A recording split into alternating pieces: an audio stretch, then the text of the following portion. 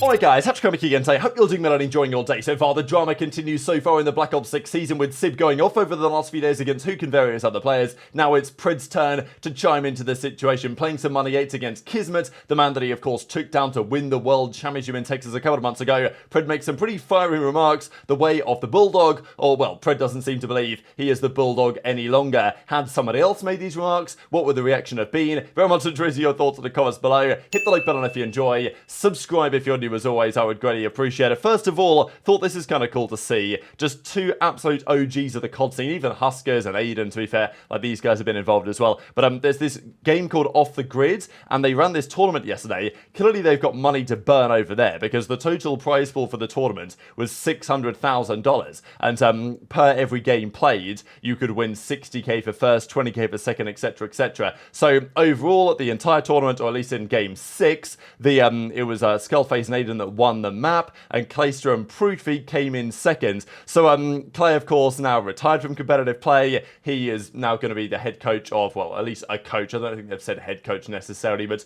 a coach of the Falcons, Vegas Falcons, for the upcoming season. And then Priestahh, absolutely legendary name when it comes to competitive COD. Of course, let's not forget when Clay and Priestahh teamed on the same roster, when it was that legendary Scump, Nadechok, Clayster, Priestahh team back in the Call of Duty Ghost days that won the X Games that year. So Priestahh, always a phenomenal player when he was around, and just nice to see him still involved, at least in some capacity. And as he says, you end up getting second place finish in one of the 6 games. So yeah, congrats to these boys for getting the bag for that one. Now, a couple of interesting things to mention. CODMEs have still been putting these out on the Atlanta FaZe side. These are such interesting numbers that it's just worth looking at in more detail here. So we saw the numbers for Drazah the other day, that there's some players that he farms, and there's some players like, for example, Insight and Scrappy that he has a pretty hard time against. For example, with aBeZy, he absolutely fries the Thieves boys. JoeDeceives, he had a 1.3 against this season. Same for Nastie. Same for Envoy as well, actually, in that Toronto FaZe series. Envoy was just getting cooked. Lucky's here, but also Felony. I mean, I know it's a smaller sample size, but against Felony last season, he had a 1.5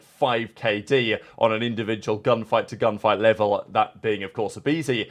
There were several players, however, that aBeZy did have a negative KD against. The worst was Fame, but a smaller sample size. The most notable probably is HyDra, really, right? Because a lot of gunfights against HyDra last season, 155 to 188 to a 0.82. Even Kremp had his number a bit, CleanX and even Sib as well.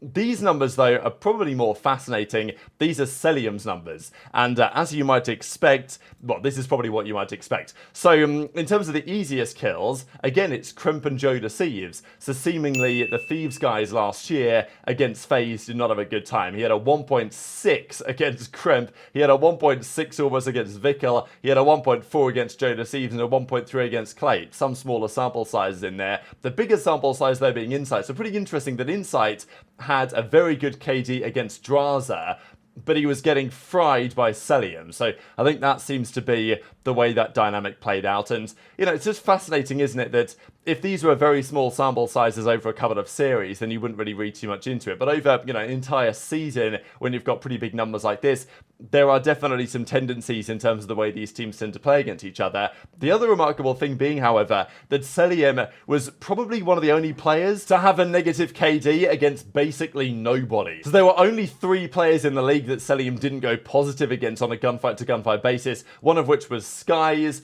108 to 109 for a 0.99. Dashy, though, is probably the notable one here, because over the last few years we have discussed this rivalry between Dashy and Cellium, and the fact that for the majority of Dashy and Cellium's crew, when they've been playing at the same time, Dashy's had his number. Pretty much with the exception of last season, when FaZe, and I guess Cold War as well to some degree, but most of the time, let's say Vanguard, Modern Warfare 2, you know, lots of titles, Dashy and Cellium, you know, they're boys, they get along well, but Dashy has had Cellium's number a lot of the time. And even this most recent season, when FaZe dominated the matchup with OpTic on a, you know, 1-to-1 level, Dashy still had a better KD against Cellium than Cellium had against him. So, and obviously that's the highest sample size here by a margin. And the other one is Estriel, so fair play to that, because pretty impressive for anyone to have a positive KD against Cell is a challenge. And yeah, he had a 0.9 against Estriel last season with a smaller sample size, sure. But Estriel, of course, was in the conversation for Rookie of the Year. He's on the Minnesota Rocket G2 for the upcoming season. But let's talk about some of this drama, right? Because over the last few days, people have been throwing shots all over the place, many of which going to Hook, right, from Sib. And there's been a lot of discussion here because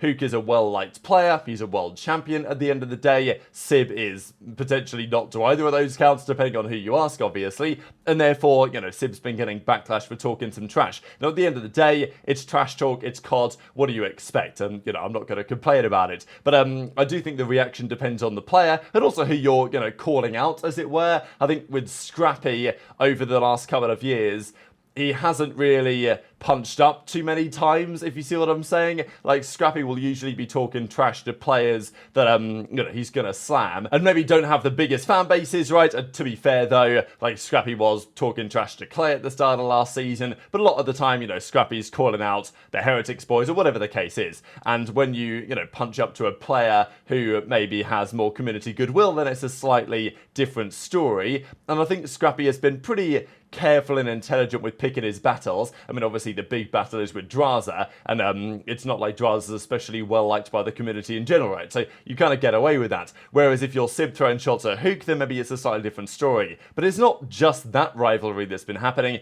There's been this going on as well. So Pred's been playing some mates. Here we are on Red Cards, a truly phenomenal competitive Call of Duty map, and KiSMET takes Pred down. So here we go, sitting in a corner. Pred goes down. Pred is nappy about it, and he makes the following statement. Now, sure, is there a bit of hyperbole here in the numbers that he mentions?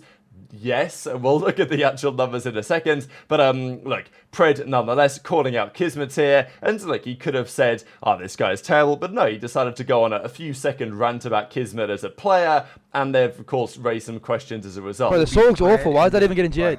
Apparently, but I don't even know why. The gun's not even that good. I don't know if it is or not. Too good. Wait, why did they get the song out? I don't know. I actually have no idea. Bro, it's not that good. I'm not even trying. I don't know why it's been GA'd. My team, we don't even know why. We're questioning why it's even getting GA'd because we don't even think it's good. Was there like, so there was an actual vote and they got fucking removed? I have no idea. I'll be honest, bro, I'm the wrong person to ask because I don't pay attention to any of that shit. Or is this a team got smoked in a scrim? Bro, everybody says so, I think that's what the problem is. What? No one. I Yeah. don't think anybody's paying attention to GAs, and then somehow shit's just always being. I just care if my sub is, if the AR's busted, then I'll say, yo, this needs to go. If not, then the sub. I'm just a sub guy, you know. Heavy on the sub guy. We're living in an AR world. But nope. Bro, I'm not gonna lie, bro. I'm not gonna lie, bro. Yo, you know what's kind of crazy? You let me know if you guys agree with this or not. You guys let me know. Bro, I feel like if you're not Scrappy, anybody else who talks shit just gets roasted. Everybody's just like, nah, this guy's ego is out of pocket for no reason. This guy's fucking this and that. I mean, bro, it's just talking shit. It's just COD shit talk. I mean, it is what it is, bro. I mean, when Scrap does it, everybody's like, oh my God, Scrappy, we love him, this and that. Like, bro, let him talk his shit, bro. He's just talking some shit. It's not that serious, bro. He's keeping it strictly COD. You know what I mean? I mean, it's not going to affect anybody in any way, you know? I mean, okay, see, not the same level. Okay, Powder, you tell me how Dante talking about COD and just strictly keeping it about COD is not the same level as Scrap and Draw's shit talk, bro. The Scrappy and Drazah shit talk got on a personal level at one point. This is just COD talk, bro. Like, who? Got one behind me in the corner, middle. Dead. Nice. I'm dead from ticket. He's in a corner at you. This fucking guy literally didn't shoot back on Sunday. That champ's got 0.4. He's weak, then. On time, Kiz. Behind us, So this, of course, was the World Championship Grand Final that OpTic Texas won now a few months ago on the 21st of July, 2024. They 5-1'd the subliners in the end. There were some close maps in this series. Dashy obviously didn't have his best series. We know that the nerves were probably pretty high for him, but it was Kenny and Pred and Shotzzy that all had great series to get up to go for the line. Skyz didn't have his best one, and it was HyDra, a 1.12, 127 kills. Most in the lobby by quite some margin. Sib, though, had the most damage in the lobby with 115 kills, and then KiSMET was here, 105 to 116 for the loss in the end. So KiSMET was a very interesting player last season because he was excellent in Modern Warfare 2, which they won the World Championship at the previous year. This year, KiSMET wasn't as strong individually. There were lots of talks as to why, people throwing around sound EQ accusations or whatever. You know, it was a different game. the game played slightly different. You know, the HP was different, 150 compared to 100, stuff like that. And KiSMET, especially in Search and Destroy on land, just wasn't quite as strong. And there's obviously some debate on how that HyDra KiSMET duo worked and how it's going to work nowadays with no KiSMET for HyDra and no HyDra for KiSMET. But ever since Kiz came back into the league, very commendable, really, his journey from being on Paris Legion back in Modern Warfare 19 to going out of the league, fighting his way back in Vanguard, helping subliners to win championships, and then getting kept as a mainstay of that roster for the last couple of seasons, before now departing to Los Angeles Guerrillas Gentlemates, which unfortunately is what that's going to be called. Clicking through the maps here, there was one map where he had a 0.4, so map 1 he had a 0.8, map 2 he went even basically in the Search and Destroy, map 3 he then went 25 in 15 to win the Karachi. Map 4 was a 0.7 on the Rio hardpoint, and then the Invasion Search was a 3 and 8, 0.4 KD basically, and put a good map on the other side. So you know, there was that, and then the final map KiSMET was pretty much even. So look, Pred's numbers aren't necessarily on the money in terms of like his actual performance in the game, but the point still stands clearly that Pred is not so convinced that you know, KiSMET is a top quality player. These were his numbers, of course, for last season. Online, very good, certainly in Search and Destroy.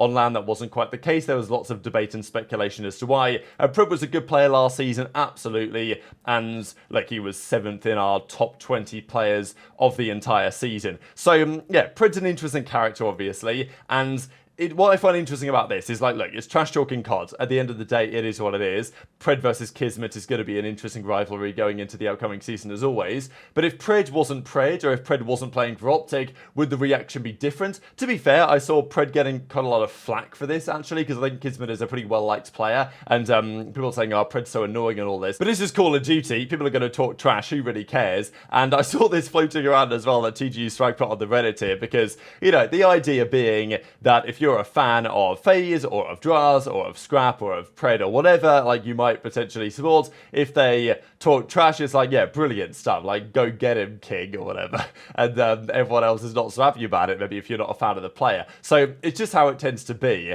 that Pred maybe can make some remarks, and, you know, Pred talks trash, the reaction maybe is a bit different to Sib talking trash, but then it also depends who you're talking trash to. At the end of the day, Hook and KiSMET are both relatively well-liked players in the scene that are both world champions. So, you know, maybe the reaction should be the same, but it's not always necessarily. It's just how it is. But what I'm more interested in is Pred calling out KiSMET in this way, saying that he basically bottled it on the championship Sunday. And look, at the end of the day, the year before, KiSMET was frying at champs. He had a 1.5 KD, the highest I've ever seen at a Champs Grand Final, took Scrappy down, you know, said to Scrap, this is my trophy or whatever, and then he won the whole thing. And then, to be fair to Kiz, despite not having a good year, still won an event last season at Major 4, no fans, but it is what it is. And then the World Championship, they still managed to get all the way to the Grand Finals, despite KiSMET not having a good year. So, look, is the Bulldog gone? Is the Bulldog vanished? Is he never coming back again? I'm not so sure. But, yeah, intrigued to your perspective in the comment section below. Just one final stat I thought was kind of interesting here from Slasher, because, well, of his last 8 competitive seasons, he started them on different rosters every single time. Of course, Infinite Warfare, he finished the year on Envy. He started the year on Envy, finished the year on Envy. So, that was the same. But since then, it's been Envy, 100 Thieves, OGLA, Los Angeles Thieves, Los Angeles Guerrillas. Then he went FaZe, Boston. This year he's on the Ravens. So, yeah, there's not too many more that he can tick off the list there, it seems. Slasher, but very much enjoyed your thoughts in the comments. Hit the like button if you enjoyed. Subscribe if you're new. Take care, and I'll see you next time.